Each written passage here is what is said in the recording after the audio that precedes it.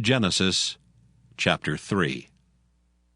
Now the serpent was more subtle than any beast of the field which the Lord God had made.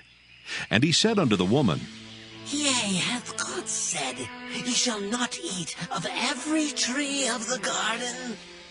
And the woman said unto the serpent, We may eat of the fruit of the trees of the garden. But of the fruit of the tree which is in the midst of the garden, God hath said, Ye shall not eat of it, neither shall ye touch it, lest ye die. And the serpent said unto the woman, Ye shall not surely die. For God doth know that in the day ye eat thereof, then your eyes shall be opened, and ye shall be as gods, knowing good and evil. And when the woman saw that the tree was good for food, and that it was pleasant to the eyes, and a tree to be desired to make one wise, she took of the fruit thereof, and did eat, and gave also unto her husband with her, and he did eat. And the eyes of them both were opened, and they knew that they were naked. And they sewed fig leaves together, and made themselves aprons. And they heard the voice of the Lord God walking in the garden in the cool of the day.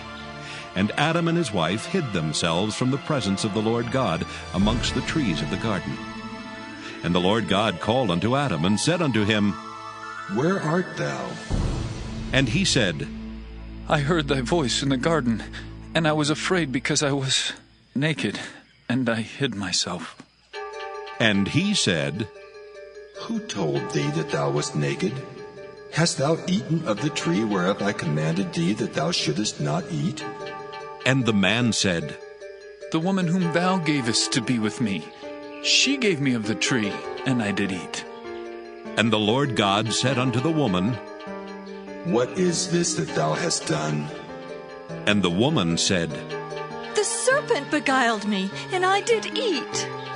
And the Lord God said unto the serpent, Because thou hast done this, thou art cursed above all cattle, and above every beast of the field.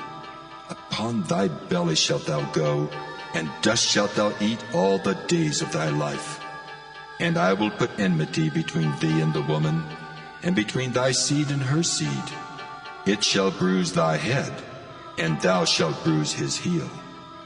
Unto the woman he said, I will greatly multiply thy sorrow and thy conception. In sorrow thou shalt bring forth children, and thy desire shall be to thy husband, and he shall rule over thee. And unto Adam he said, Because thou hast hearkened unto the voice of thy wife, and hast eaten of the tree of which I commanded thee, saying, Thou shalt not eat of it. Cursed is the ground for thy sake. In sorrow shalt thou eat of it all the days of thy life. Thorns also and thistles shall it bring forth to thee, and thou shalt eat the herb of the field.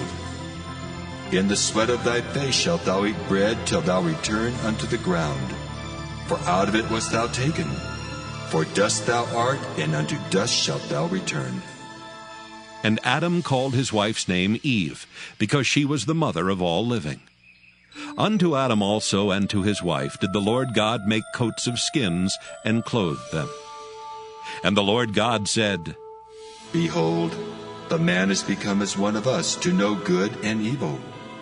And now, lest he put forth his hand, and take also of the tree of life, and eat, and live forever.